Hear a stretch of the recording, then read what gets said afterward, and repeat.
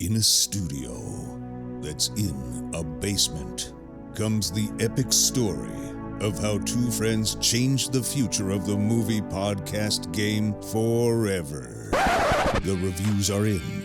Boys Life magazine gives the High Sci podcast 4.5 acorns. The Daily Bugle says, these guys are super legit. And Pope Francis declares the podcast as life-affirming.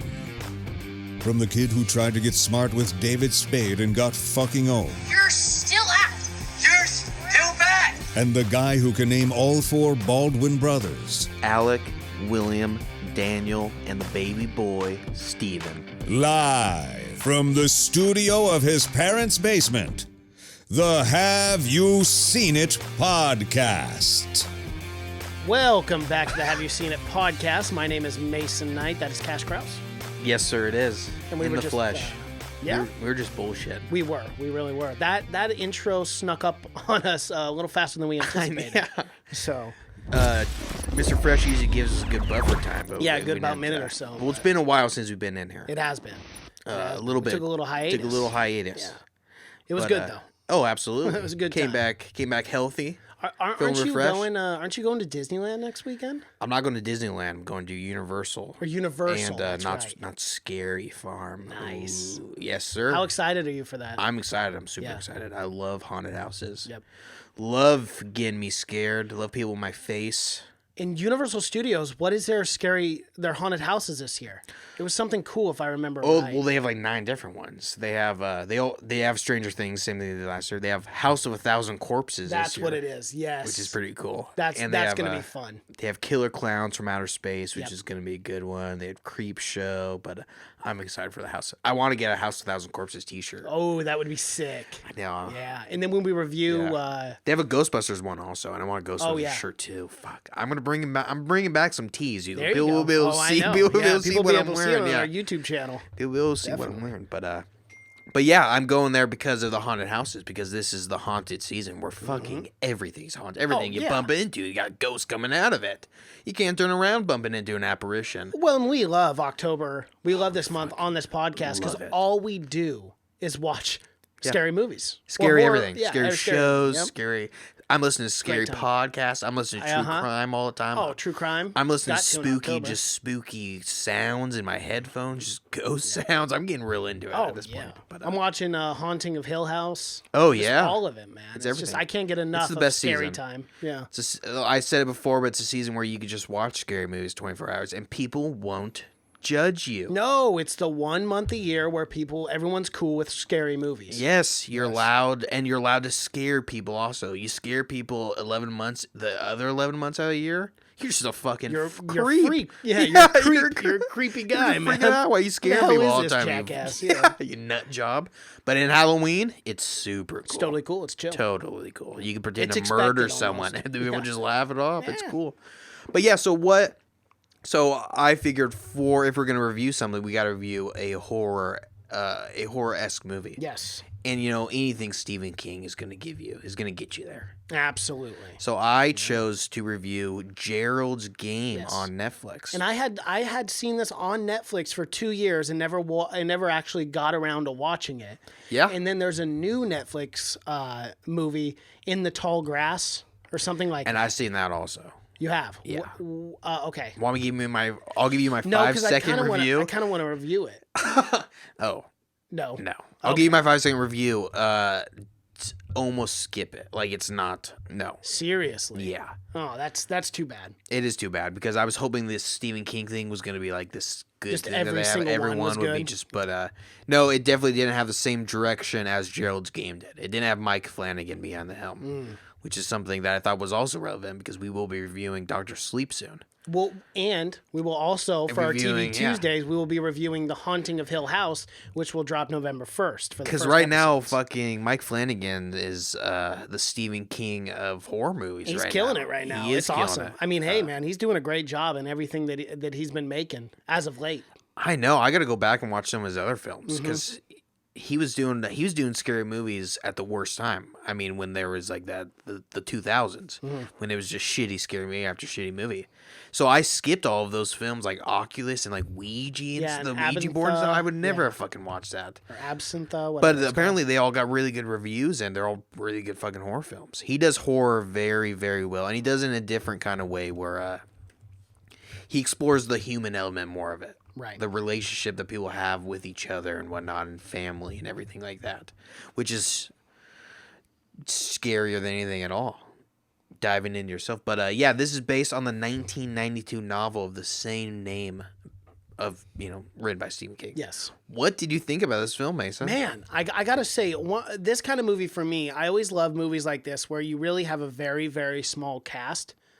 Yeah. And I'm like, you really can make a feature film with a super small cast if it's good, if the story's good.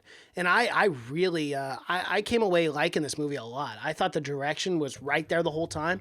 I knew where it was. I thought the ending, it wrapped everything up just great. I was pleasantly surprised by this movie, and I'm very shocked after seeing it that it didn't get more, like critically acclaimed. Like, well, the reviews were great for it. It was great, but it didn't get more attention. Is probably what. Yeah, that's kind of what I mean. Because everyone that reviewed it said it was fucking great. Yeah. Well, I think it sits pretty high on Rotten Tomatoes, like a 91 or 92. Yeah, 92 or 93 or something. But yeah, this is something that I loved because I knew very little of it going in. I knew it was a Stephen King book, but I knew it was a book that everyone said that couldn't be made into a movie because there's a lot of inner monologue and everything. Yep. But as far as Stephen King adaptations go, it's one of the best Stephen King adaptations that I've seen. Yeah, which is very crazy. Well acted too. It was surprising. It has so many. I mean, it's Stephen King, but it has so many fucking twists. Because just seeing it like on Netflix, you just see that 15 seconds clip, and it just looks like it's about a woman chained to a bed. Yeah, I kind of thought it was like a 50 Shades of Grey kind of style movie, and that's not what it was at all. I thought it was like a 157 hours survival type of movie, where I thought it was just going to be that. It is not. It's that. not that. It is. It's not. It's all about like figuring out like who this character is, who she is as a person. Of course it's Stephen King. We should have guessed it, but it gets a lot fucking heavier than all that, and supernatural at times. Yeah, and going down different paths where you don't really know. It just keeps getting crazier and crazier. It just keeps doubling up on the crazy. So should we just dive into it? Yeah, let's do it. So it's all about we got to talk about the main. It's the only two characters. Well, there's three. We won't get into that, but Bruce Greenwood and probably her best fucking role, and she's been in a lot of films. She has been. Carla Gugino? No, it's Gugino. Carla Gugino. She's in a ton of this. We know her from Spy Kids. She's a fucking banging hot mom. I had never had a crush on a mom until I had watched Spy Kids, and I'm like, sorry, Junie, but your mom is sorry, smoking. Antonio Banderas. Yeah, no kidding. It would have whooped my ass. But those were beautiful parents. They were. Beautiful parents. And those kids were not great looking. Not in any sense. They were homely. They were just not. What happened there? I don't know. Sometimes Antonio Banderas and Carla. Yeah, I mean, you couldn't have more beautiful parents. Oh, well. Yeah, lost opportunity. Yeah.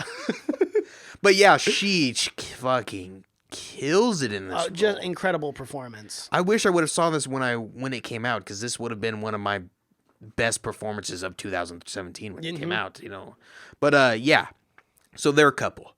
Yes. It's Jesse and Gerald. Gerald is like an older guy. He's got to be like, in real life, Bruce Greenwood, he's got to be 20 years older than her. Oh, probably. But man, that guy's in great fucking shape. Yeah.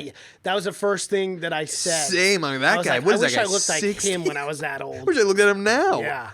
Guy's fucking rock. No wonder he's dating fucking 20-year-old bombshells up, because man. Carla ain't looking too bad herself. No, she is not. My God, not dude. by any stretch of the imagination, my friend. But yeah, so they arrive. They're getting away for the weekend. They're going up to their isolated lake house. where it's always at. But something that I thought was a little interesting was it takes place in Alabama. It's not the Maine. Usually every Stephen King book takes place in Maine. But in the book, too, I guess it takes place in Alabama as well. So they're going to their isolated lake house, and on the way they see a starving dog. A stray dog, and he's Stray eating dog, some yeah. roadkill in the middle of the road. But he's looking bad, and Gerald doesn't give a fuck about He that could care dog. less. He almost hits the dog. He does. Out of anger, I think, not even out of an accident. But later on, when they get to the house, I only bring it up because Carl or Jessie feeds the dog. She does. Some Kobe beef. Kobe, which is actual real. If you Kobe. don't know, you don't know. Your beef. Yeah. Kobe is one of the best, man. And it's $200 a pound, is what he was saying. Oh, that's Wagyu, my guy. That's the best of the best. They are whipping those cows just to get them in the most juicy second. And he's pissed that she's feeding. As At anyone first, would be. yeah. At first, he was not happy, and then he kisses her and he goes, "That's why I married you." Yeah, because you have a kind heart. But we get the sense that he's kind of an asshole. Yeah, almost right off the bat. And how he kind of looks at her like she's more like an accessory. Yes. Like pats her on the head, like, "Oh, that's so you feeding your dogs, you little scamp." Like he's above her. Exactly. Yeah. And but yeah, so she ends up feeding the stray dog. He ends up getting that Kobe beef, and it's the best goddamn meal he probably ever had. And you think this dog would be good full by now? First the roadkill, then the beef. But now I'm just thinking this dog is kind of a fucking glutton. He's a greedy bastard. Yeah. But yeah, so that kind of so the tension's a little high right off the bat. Right. But Jessie, she's not. She's gonna, she's got to. She's gonna go in, strike some sexy poses in her. Slip on a little lingerie. Right.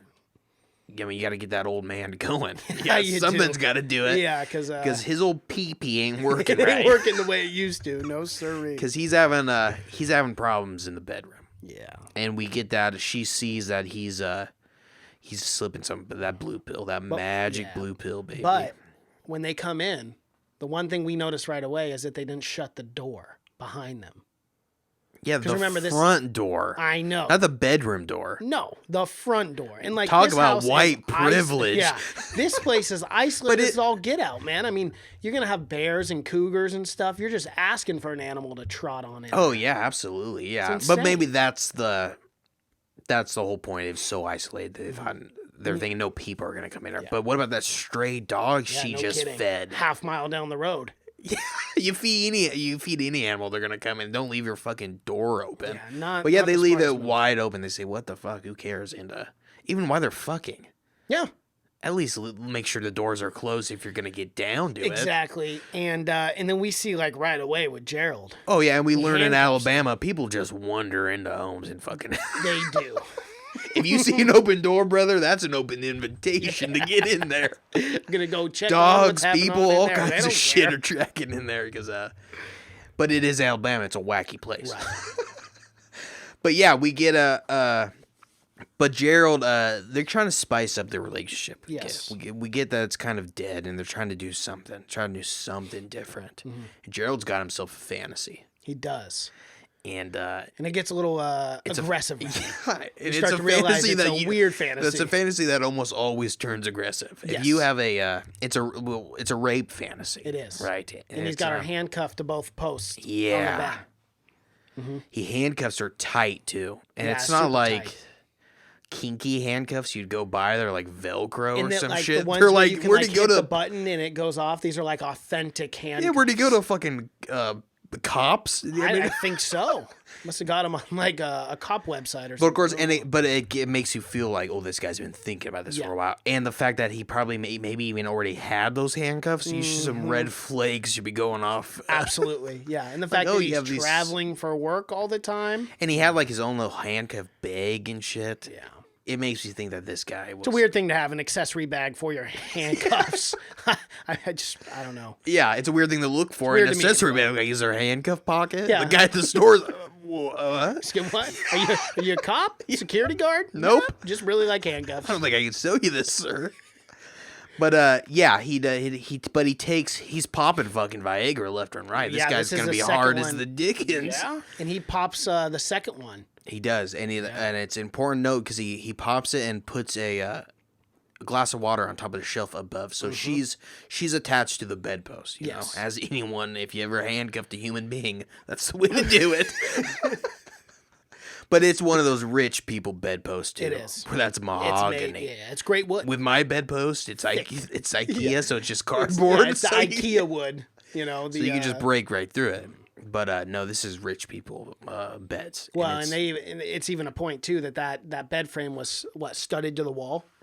Yeah. Yeah. And we get right off the bat that Gerald, he was like a financier or something because he's wearing like a suit or something. So they got money. Yes, a lot of money. But yeah, so he restrains her, and they start getting at it. But she, of course, starts getting a little scared. Because he was like, "Why don't you scream?" Yeah. He's like telling her to scream. He goes, "No one will hear it. Just scream." Yeah. And it's like, "Help me, help me." And then you start to realize because he's like doing things. She's like, "Get off me." He goes, "What if I don't?" And that's when you see that this is like a really weird fantasy, and it's an aggressive fantasy. Yeah, well, it's the kind of thing. She's Like uncomfortable with she doesn't know if he's joking or not. Exactly. Or she's like, is there like that's the kind of thing where if you're gonna do this shit, go ahead do it, but establish a safe word. Yes. Go right into it. If you're gonna be chained up, you gotta get that safe word. Oh, definitely. You gotta get all the fine details. Yeah, in exactly. print. Like two consenting adults do whatever you want for sure. But But if you're gonna do something like that, iron out those details. for real. Read that fine print, my guy. Get that shit. Know that notarized, both of you are on okay? the same fucking board on this. Yeah. Because it can't be one someone's into it, the other one's And the other not. one's not. No, It's especially not with how it works, fantasies not that in this regard kind of this thing. kind of thing. Yeah. But yeah, like you said, he says, "What if I don't?" And she hits him, She does. and he kind of snaps out of it, you and not, And he kind of accuses her too at this time. well, they He's get like, into a fucking big argument. Yeah, they do. And he calls accuses her a her bitch. of not wanting to rekindle the relationship. It's like, bro, she's just not comfortable with it. And then she says, "Let me out of this," and he says, "Oh, what if I don't?" Yeah. Which was creepy. That was when I was like, whoa, okay. Yeah, and it was a whole, and then they get into like they went up there just to rekindle her because their relationship's dead. It's dying, It's the last hope. That's why he's popping Viagra's like Left the and fucking right. Tic Tacs. Yeah, you gotta be careful with those bad boys. Yeah, Jeez, they'll man. explode Take your it heart. easy, old Yeah. man. But yeah, and they get into a big fight. But in the middle of this fight, fucking old man River over there. This guy can't be popping Viagra if he's got a Even bum with a name ticker. like Gerald, he's old man. And he croaks. He does. And he's not waking up. He's been probably OD'd on Viagra. He did. That's the point. You're not supposed to have That heart shit pumps condition. your- I've no. seen those commercials enough to not have. That's the one thing you can't have. When did you see how strong the dose was? It was like 100 mil.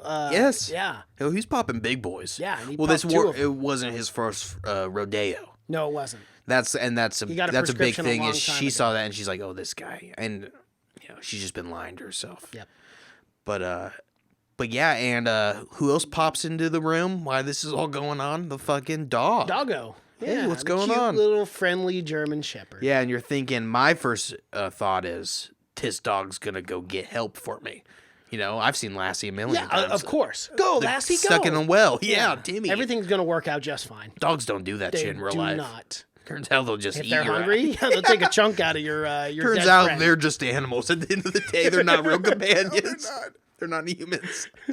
They Their will just. instinct is them first, you later. We overestimate how we good do. they are to us Definitely because. do. But yeah, Well, I this always dog, joke around. If your house cat was 30 pounds bigger, it'd eat you. Oh, I say It that would all kill the you time. in your He'd sleep. My cat would slit my throat in a heartbeat. In a Not for heartbeat. food, just For fun. Yeah. They kill for fun. Those house cats kill for fun. But yeah, and the dog comes in and he takes a fucking chunk out of Gerald's arm. Does. And then Gerald, he snaps out of it. He wakes up. That easy. So we think. Yeah. Yeah. And this is when it gets kind of crazy. It does get Because crazy. it did not, for me, it did not take, and it's part of the movie, I'm sure, but it did not take much for her to snap. No. Not, because what was it, 6 hours? Not even 6 hours. He had the heart attack, and then, the dog comes in almost immediately. I think some time had elapsed. Yeah, it had, but not- Because you see, because you can only base it off of The light. The light, because it was getting dark at the time. But because some time had elapsed, like it was immediate, but it was not long enough for me personally. But you get a sense that she was very broken already, and that it did not take much to light that. One of my kind of complaints about the movie is you don't get that dehydrated that fast. Well, yeah, but I mean, it 6 to 8 hours. but You're it not depends that all how dehydrated. much you've been drinking water before. That is too. true. Yeah. Like right now, I just ask you, would you be prepared? Of course, you might drink a lot of water. I drink a ton of water. But before, every day. but anyone else, that day, it's not like you're preparing for it or yeah, anything. yeah, not so, prepared to be chained up. So they went on a road trip. They might have got up at 5 a.m, just went, got in the car and drove ever since. They haven't stopped, got any drinking water or anything. So it might be a full day because it only takes 24 hours. I mean, it takes less than probably 24 hours till you start getting real dehydrated. a little dry in the mouth. Yeah. Get a little cotton mouth going, yeah. But it was, but yeah, she starts, well, first, Gerald stands up. Gerald's fine. He's kicking. He's good. He's got a little chunk out of his arm. That's a problem. Barely even notices it. Yeah. But yeah, he's talking, and, but then, and this was a really cool, and it was a cool shot, too, because you really do think Gerald was back. Mm-hmm. So did I, and I was like, oh, there's the twist. But then it pans over, and his body's on the ground. He's still, or she looks down, and the legs are still on the ground. Yep. And then she finally gets it that, Gerald's not really around. He's not. It's just her psyche. Mm-hmm. She's built this person, but he starts taunting her immediately. He starts giving her shit. If we know anything about Gerald, he's kind of a dick. We don't know much about him. We only know he's an asshole. Yeah.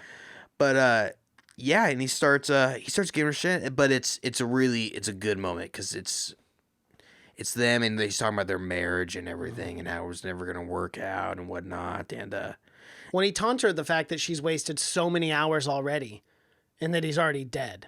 Yeah. Like, that's kind of like one of the first things he wakes up and he's like, you're kind of worthless because you're doing nothing. You just sat around feeling bad for yourself instead of fucking getting to work.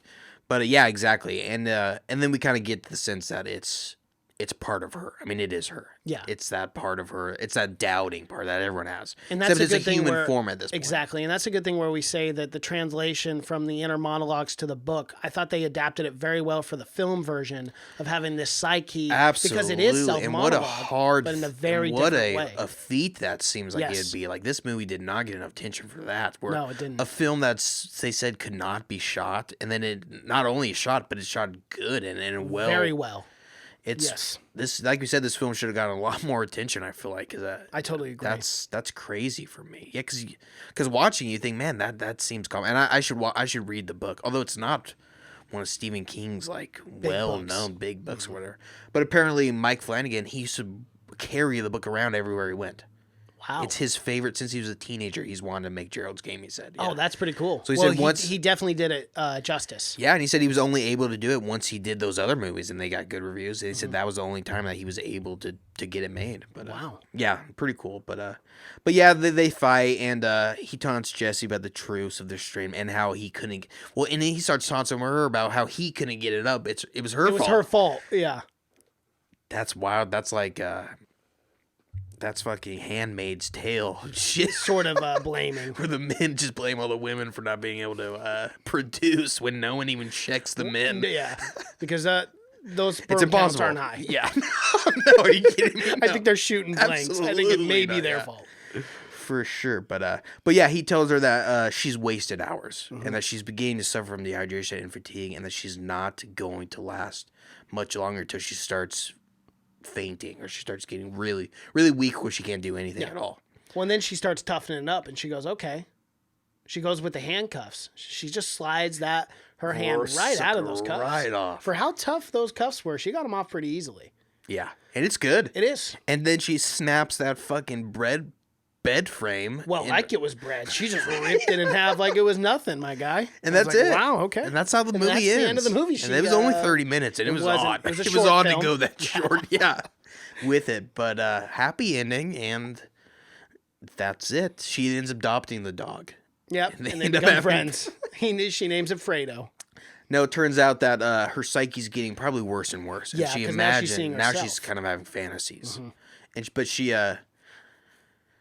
But she imagined the whole thing of her getting out and whatnot. And yeah, I remember because she's even fucking gloating to Gerald about it. It's very obvious when you're watching it that it's too good to be true. Oh, of course. That is. I mean, like, what? She's been there 6 hours. So that's she just now decided that she could fucking squeeze her hand through that.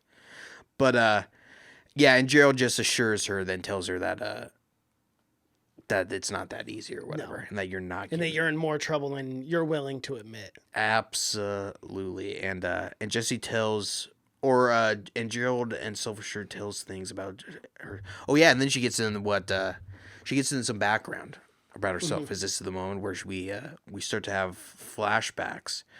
Because and we learn that she hasn't really told Gerald about any of the traumas or anything that she's had in her house. She has been silenced her whole life. Well, she hasn't been. Yeah, she hasn't told anyone. Yeah, since she was very, very young. Since she was 12. She was told to shut up, pretty much, and not say fucking anything.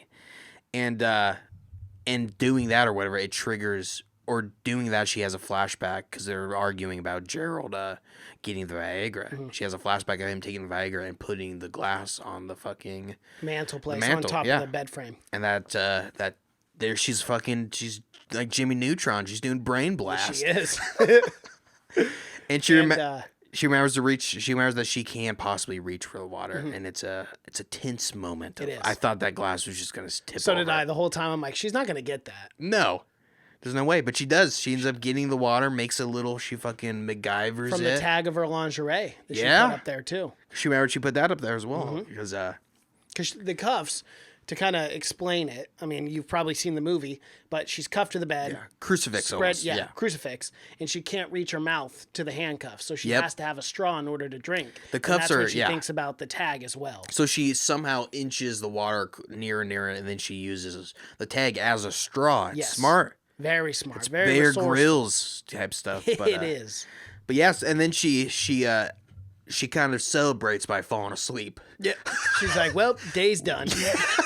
I'll be real thirsty when I wake up. I might as well. But yeah, she goes to sleep. And she wakes up, and this is when it gets even fucking wilder. Yes, it does. She wakes up, and this is such a good scare, too, man. It is. I thought this was so well written. And she wakes up, and there's a giant man. Giant man. Deformed. And he's severely And he's deformed. sitting in the corner of the room with like a fucking smile on his face. Smile in like this weird chest box. And I Yeah, was like, well, it's like a ooh. doctor's bag almost, like they used to have, you know. And if you see anyone carrying around one of those these days, know that there's not doctor supplies in there. No. It's body parts. It's bones, 9 times. fingers, jewelry, all the fun stuff. Fun that things most that people are carry pretending around to in be those things. doctors. But yeah, man, and she and it's crazy because as a viewer, you don't know if it's real or not. Because she keeps closing her eyes and looking away, and he's still there. Mm-hmm. And he's standing in the corner. It's a little shadowy. It is very shadowy. But that smile, that menacing smile on his face is just so creepy. Yeah, and because he's just like, even though he's so far away, it feels as if he's also how standing helpless. over her. How fucking helpless, and you can't do anything. Oh God. It's nutty, man. It's and like she would hear it out of the window. Remember, even in the daytime, she heard footsteps and stuff outside that window in her room. And at first you're like, okay, that could just be an animal or something. But then night comes and the Moon Man is there, and whew. Yeah, freaky. well, we don't know who's the Moon Man yet because she wakes up and Gerald's sitting right, or she doesn't wake up. She keeps looking, and Gerald's right there, and he's telling her that is real and that he's death and he's waiting for her. Yeah. So Gerald's not helping. Well, and he tells the whole story too of how death waits for people. He goes, when you're together, death doesn't come for you.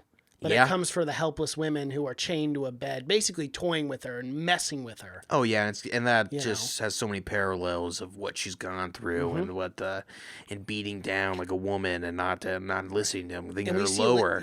And we see later on too that who Gerald is exactly who her father was too. Oh yeah, she married her nightmare. I mean, it's the kind of thing where like now we're just getting real deep, but it's kind of like you accept the love you deserve, and that's the kind of love that she deserved because her dad made her feel guilty. We're talking about it because Gerald calls her Mouse. Mouse, right after this, and then she realizes that why the fuck would he call me Mouse? I've never told her that no one's ever called me Mouse. Well, the only she person looks at him and says, "Don't call me that." Yeah, and he's like, why? Mm-hmm. And then we get and the only person to ever call her Mouse is her father. Tom. Yep. And Tom's a real fucking piece of work, my guy. Yeah, I would say so. Man, he plays he goes from such a, well, he's a pretty bad dad in Haunting of Hill House also, but he's not this bad. No. He at least acts like he cares, but my God. And this is just another crazy turn. So we get a flashback of her when she was 12 years old, vacationing at their lake house. Mm-hmm. And there's a fucking eclipse going on always in Stephen King novels. Yep. It happens every day and there. The That's mom normal and weather. her brother are out doing something else. And the mom, right off the bat, doesn't like the father.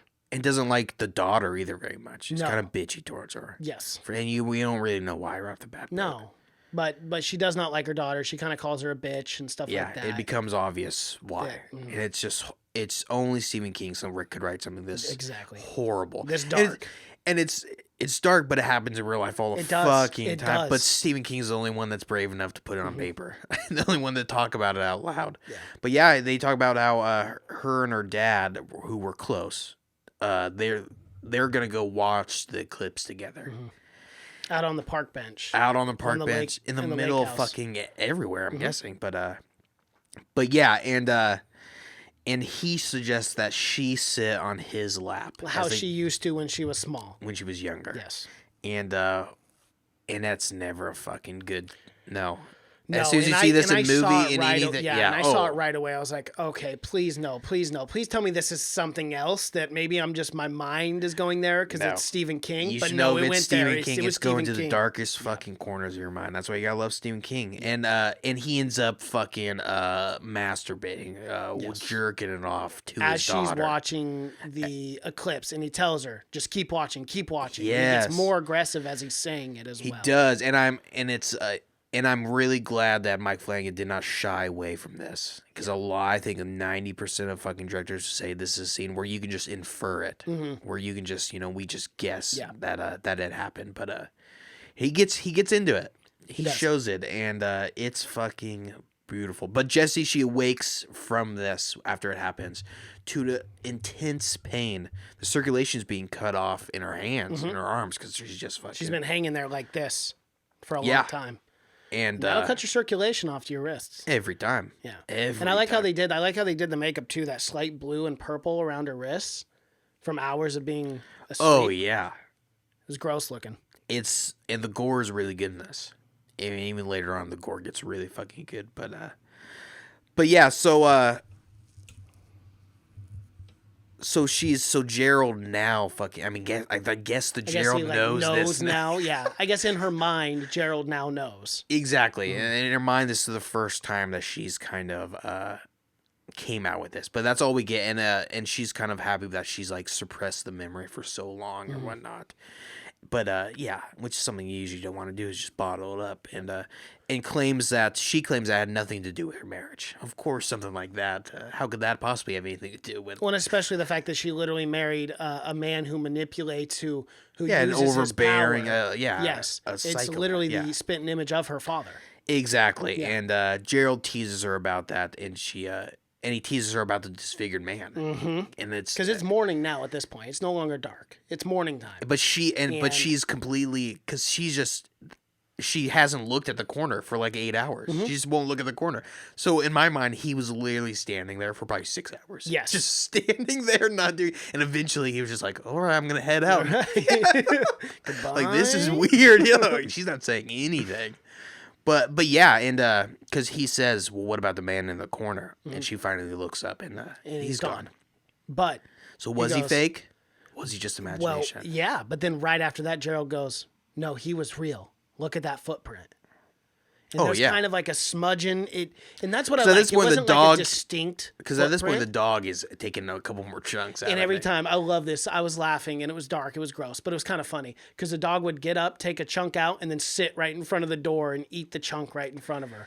Yeah. Oh man, they made that skin look real too because he's stretching it out. The dog. And again, to give credit to fucking Carla, fucking her acting, because she's just mortified every time this dog takes a chunk out. Brutal. I was really hoping every time, I thought it would be a little funny, but I thought every time the dog took a chunk out of him, the fake Gerald would have another chunk missing out of him when she saw him. Because he had a chunk missing out of his arm. He did. So I was hoping we'd keep seeing like chunks missing out of him. Well, because by the end, he doesn't look too good. Yeah. An interesting thing too, when she does wake up and she looks over, she now notices that parts of Gerald's face had the dead corpse, not him, but not her figment of his imagination, but had chunks gone from his face at this point. Yeah. Oh, he's... And a footprint. That dog has been eating great. Like, so we think it's the dog. Yeah. Yeah, I like that. I like that a lot. We think it's the dog. Yeah. Hopefully it's just the dog. Yeah. But it'd be fucking awesome if it wasn't also, though, man. That would be fucking scary. But yeah, he's gotten... Because we see the dog specifically take, like, 2 chunks out of the arm. We see that. We never see him take... a chunk out of the face. No. And it was the same night the Moon Man was there. Yeah, the man made of moonlight is what she calls Yes. it. And again, she remembers that. She remembered that she cut her hand that night while she was. And this gives her all kinds of fucking good ideas. Yeah, it does. But we have to talk about is she's also sees a second vision, is one of herself. So she sees Gerald, and it's like a bad angel, good angel on your shoulder kind of thing. Because she envisions herself too. Because she's talking to herself. In a lot she's of talking it as to well. herself, and herself is trying to help her that's through the it. side that's helping her, and the other side is the one that's fucking just an asshole. He's just kind of there to just be a dick. Just kind of toy. But with it's the her. kind of thing that everyone has. Everyone always has that voice doubting your head. Everything you do, it's that voice that's like, you're an asshole. You shouldn't be doing this. Everyone. But this is just one that's absolutely. He's just a human now. I mean, but so she remembers that she cut her hand and. Well, with your after, glass. but right after that the bloody footprint and the face being gone, we do have to go to that flashback, because right after that scene, there was the flashback of her with the father sitting on the bed with her, and that's a very crucial moment. Yeah, we have to talk Because about it. yeah, that's just real quick before we jump into the next, because that's a crucial moment in the film, because you really see the manipulation tactics of her father. Oh yeah. I mean, this guy's like a 10 Well, this for guy's manipulation. Yeah, he's a fucking pedophile. Yes. He's fucking Yes. that's what pedophiles do. Yeah, And absolutely. like the way he went about doing it too was if he was like, well, we just need to go tell her now. Putting all the pressure it's on a the very, daughter. very standard thing that pedophiles do is where they make it seem like it's the child's fault. Like like I'm gonna get in trouble for this, but you're gonna get in trouble for this, and your parents are gonna get disappointed at you, and everyone's gonna be mad at you because we did he never says he didn't do anything wrong. No, not one time. But he manipulates in a way where he makes it seem like it's her fault, like she did it, and he talks And he gives her an ultimatum too, which is so fucked up. Yeah. He goes, "Oh, we need to tell her now, or never talk about it ever." and he knows that he knows he's playing off that the mom and the daughter already have tension and whatnot, and he's just working it. He's just a horrible fucking human being. And man, we got to talk about the actor, Henry Thomas. He's okay? great. And it's so sad because he plays an iconic role in E.T. Yeah. He's Elliot in E.T. yeah. And Well, he's doing so much work now. he is doing a lot of work, and a lot of good work too. He's doing he was because we were talking about he was also the dad in Haunting on Hill House. But he's doing a lot of fucking work, and the mom is played by Kate Siegel, also, who is also in Haunting on Hill House, who's married to Mike that's Flanagan. right. Yep. Yeah. But yeah, so and this flashback is when she remembers because because after that happens, they're in the bedroom or whatever, and they both agree that they're not ever going to tell anything. No, not a single person, not their mom or anyone ever, and pretend it never happens. And then right after they're done with that conversation, he acts like nothing happened. Yeah. He's like, well, come down in about a half an hour for dinner. And they have a stressful dinner. Yeah. Yeah. Fucking imagine. I can imagine the tension. And during the tension, that's when she accidentally cuts her hand, and that's when the flashback triggers the memory. Yeah. And she cuts her hand, and the dad immediately springs up to go help her. And it's just every time you see it, your skin fucking crawls, man. It's horror without monsters or anything. And I don't know off the top of my head the little girl, the actress, but she was incredible. She had a lot of emotional scenes in this where she's crying and like trying to keep it together. I'm sure the She did advice a was really just like good act job. like you're completely fucking mortified and the worst thing in the world just happened to you. Right. Yeah, exactly. Because she's just stunned completely. I'm all the time. But Yeah, because she was 12 when she filmed that. yeah. That's really good acting for a 12-year-old because she Yeah. was super emotional in that too. But so she remembers this, and she snaps back out of it, and Yep. and Gerald's, and as she's thinking about this, Gerald's saying, "Oh, you'll bleed out," and the other half, herself, her other Said, "This Jessie, is your is saying, best "This is your chance." best chance."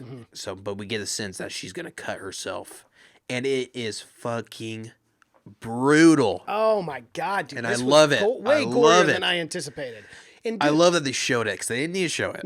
No, they didn't. And she broke the glass, and I'm thinking, okay, she's just gonna cut herself a little bit, and then use the blood and kind of like rub it in, and then Yeah. eventually slip it out. No, she went full on.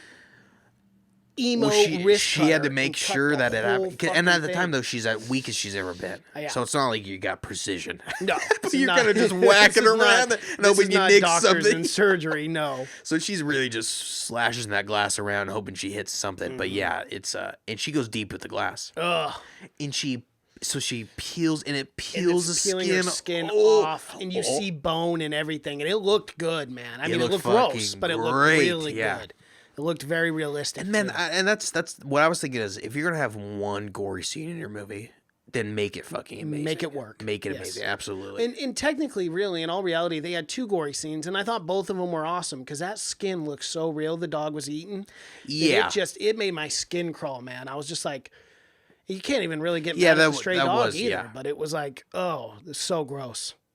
It's fucking brutal. So she gets out, but first she takes a drink of water. You know, that's smart. That's just good filmmaking too. I love those small details. Yeah. And she slips through, but then she drags the bed because she can't get the fucking bed. Nope.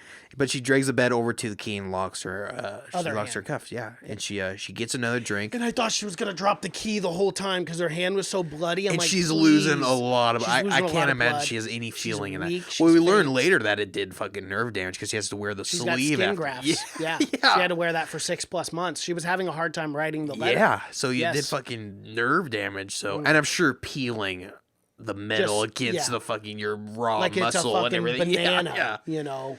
Ugh, brutal, my guy. But yeah, she slips it and she drinks some water, bandages herself up again, smart. But she passes out on the floor, which is gonna happen. And she passes out once she sees Gerald also, because Gerald has some pieces taken out of him. He's got a not so much of a face anymore, and a large portion of his arm is gone. And when she wakes up again, this was a great fucking scene. It was. Because she wakes up and that guy's like 30 feet down the hall. And I And love it's how dark they again, shot though. it. The house is dark again. And you could just barely see him. And he said, "Death comes at night." That's what Gerald kept telling her. Yeah. And sure enough, she wakes up and she looks down that hallway, and we see the man of the moonlight. Maid of Moonlight. Maid of Moonlight, yes.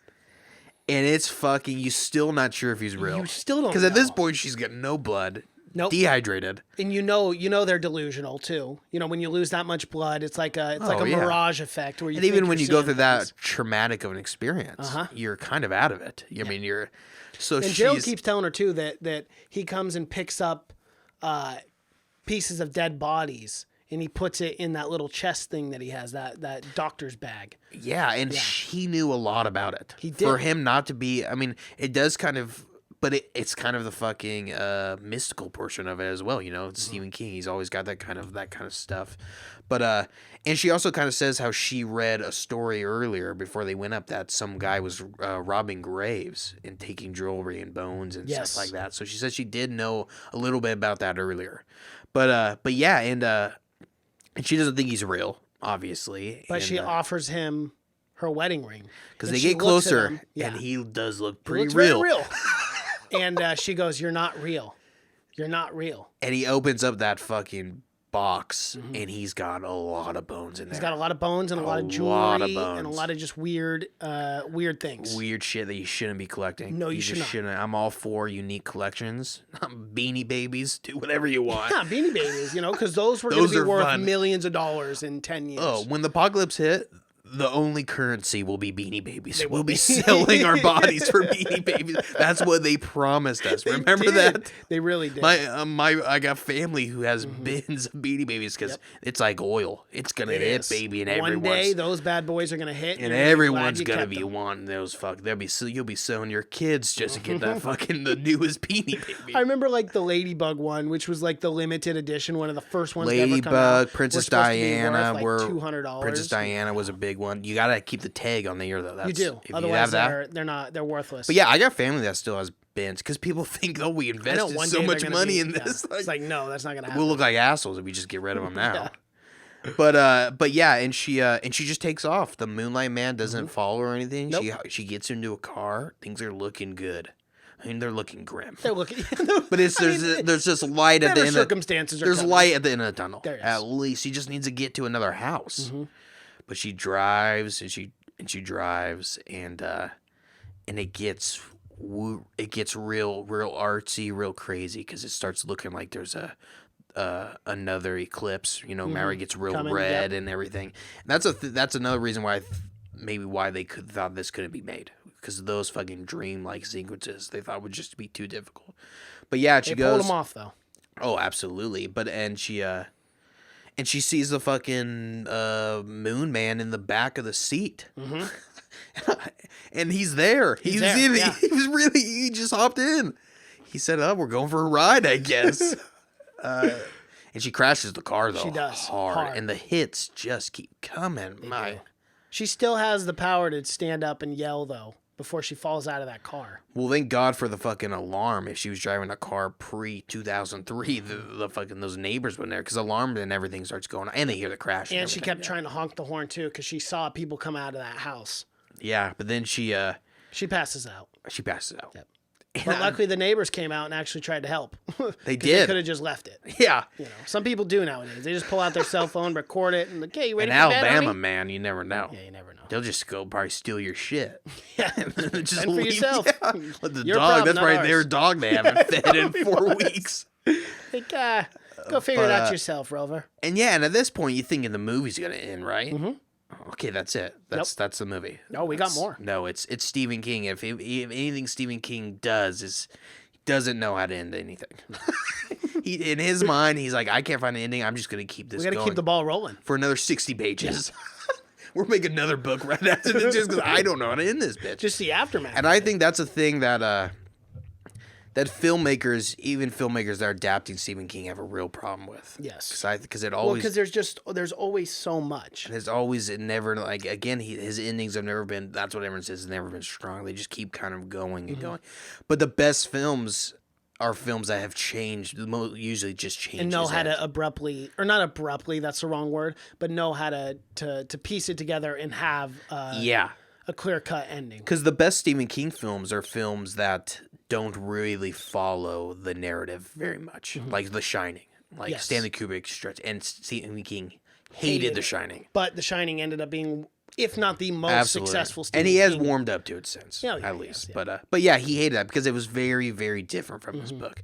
But I think this is one of those where I guess I haven't read Gerald's Game, but it's one of those where I feel like he stayed pretty true to the book and still somehow made a decent movie.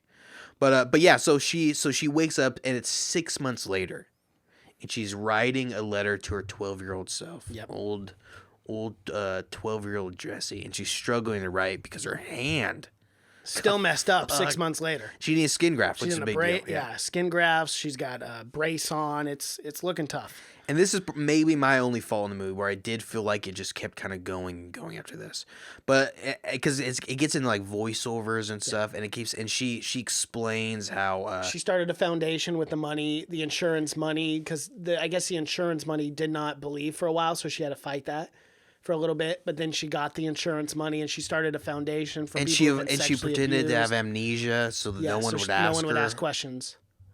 Which I thought kind of was counterintuitive because, she got through all this and she was so much of a stronger person. She was so much more upfront about everything that happened to her, getting molested by her father and whatnot.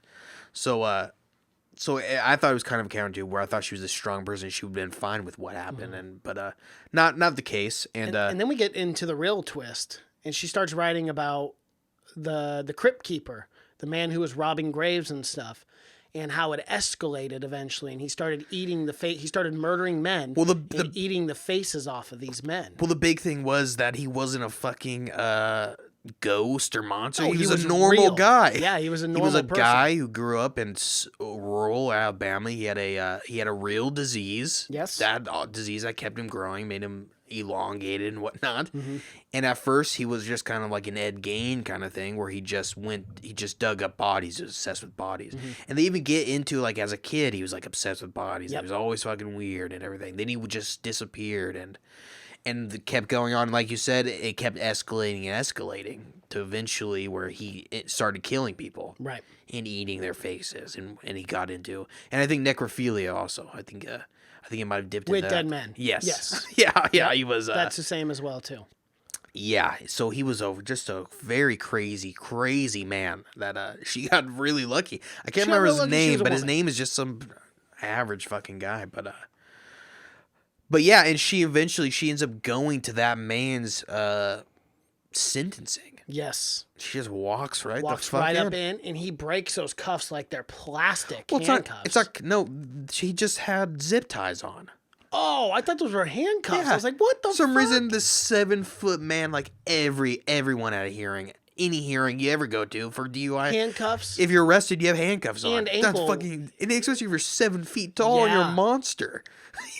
But he didn't do anything. He broke it off and he turns around and he starts laughing at her. He goes, "Ha ha, you're not real." He kept repeating the thing that she was saying. You're to not real. her. He kept to him, saying rather. that. And it to me it was kind of thing where, like, in his mind, he might have thought that she wasn't real and that he was just having this crazy, because he's going off on a fucking murder spree and you're kind of out of your head. This lady who's like and not moving denying or the anything. fact that you even exist. And it's the kind of thing where you're a killer, you're obsessed with bodies, and you just happen to have this door wide open, and you just And the happen man's to already dead. and like she's the chained work's already up done. like Yeah. Jeffrey Dahmer's greatest fucking dream of all time. Mm-hmm. And that's what I kind of got out of that. He thought this is such a crazy fucking moment. And at the end, she ends up coming to him and giving him a ring. Yeah.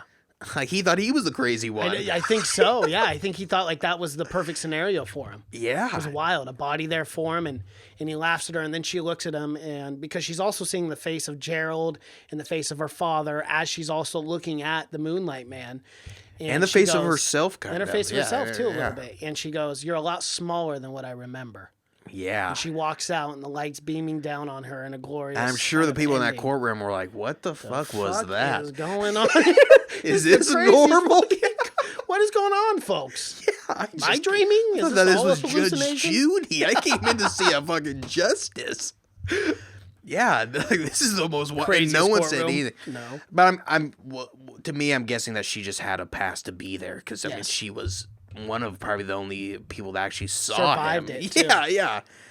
But so I'm guessing they said, yeah, you can come in anytime. But yeah, it would have been a wild day in the court. been, yeah. Like, and like even when he broke free, like no one jumped on it. No, they not were even all security so guards are like, scared. "Huh?" They're like, yeah, no, I'm sure. I'm surprised no one popped him a couple times. Yeah, no kidding. That big bastard. But yeah, and they figure out that her wedding ring was never found. Nope. Never found in the house, and she learned from the news that he has a acromegaly. That's what the disease is called. Yeah, or where whatever. you just continue to grow and grow. Something with you have like a tumor in your hormones or something, and it makes you look. It's really unfortunate disease, but Yeah, it it makes makes you you look kind of look like the caveman. Elephant Man. Because you have elongated plates in your head, and your jaw gets really elongated too. The thing about that I learned, because Andre the Giant had the same thing. He did. But those people early on are supposed to be fucking beautiful because they have those really defined jaw and everything, because your jaw gets really big and everything. Right. So you have a really strong jaw. So early on, they're fucking beautiful. It's a crazy disease. And then Yeah, it is. you turn into a monster. Yeah. And you can only be cast in these types of roles. But yeah, she ended up going to that, and she explains that she started that foundation or whatever, and things are going good. And she, like you said, she saw Tom's face, and she said that you're smaller, that she has basically triumphed over these. It's basically she triumphed not over anyone real, but triumphed over her own past. devices. Yeah, Yeah. I loved it. What'd you give it, Cash? I'm gonna give it a strong B+. Wow. Okay. I thought it was great. It's a great. It's a great psychological kind of. I'm gonna put it under the horror still, because I think it is. It is. It's more psychological horror, but it is horror nonetheless. Absolutely, yeah. Yeah. And that could be the scariest kind of horror. Yeah. I'm gonna have to agree with you on the B+. I think I'm gonna shoot the same. I'm gonna say B+ on this film too. I liked it all the way around. I highly recommend it, especially for like a movie where it's just like you and a friend or something, where you're just like watching a horror film. This is a good movie to watch. It's a fun one. It doesn't drag on for 2 hours. As far as films that have 20 gone minutes. straight to Netflix, It's one of the best. It's probably top 2. Absolutely. Because this film definitely could have. I can't believe this flew under my radar. I can't believe Netflix itself didn't do more promotions. I mean, they're promoting weird other movies, instead of like the ones that don't hit very well, like Bright and stuff. But then they don't promote Gerald's Game, which was a really good movie. Or Tall Girl. Have you seen all the hate about that? No, I haven't. Oh my god. Yeah, they promote. Well, it's just some shitty. What's supposed to be like one of the worst movies ever. But yeah, they did nothing. I didn't hear about this film or anything. I mean, I see it on Netflix but just on Netflix. Like I never saw a trailer for it outside of going out of the Netflix app. Yeah, neither did I. But yeah, I can't believe that. No one ever came up to me and was like, you got to see this movie. Yeah. You got to know word of mouth. No one really just anything. talked about it or anything. It's just it's the craziest thing. But yeah, it's so definitely worth it. Definitely. For sure. And again, my fucking Mike Flanagan. What a feat, man. I really do think this is, I think this was a really, really hard one to do. Mm-hmm. Any movie that just has two people in it, it's difficult to fucking do. Because, you got to have a lot of development with just two people. And the script's got to be right on, too. Yeah, and that's what I love about this is she had a ton of character development in that short amount of time. Mm-hmm. Yeah, she like changed her entire life. About she her. changed her entire life. Yeah, absolutely. Yeah, she became a stronger woman. I loved it, Mason. Alrighty, guys. Well, that is our review for Gerald's Game, the 2017 film directed by Flanagan himself. You guys can find this movie on Netflix, as a matter of fact. Highly recommend go watching it. You can find us on Apple Podcasts, Spotify, SoundCloud, Google Play, and Stitcher. YouTube channel. Type in Have You Seen It? Have You Seen a Podcast? We're the Angry Popcorn Guy. Be sure to subscribe to the channel. We post trailer reactions and stuff. Exclusive YouTube content. Social media pages, Twitter, Seen It Podcast. Cash is on Twitter. That's just Cash. Instagram, Have You Seen It? Facebook, Have You Seen It Podcast? My name is Mason Knight. That is Cash Krause. And until next time. Bye.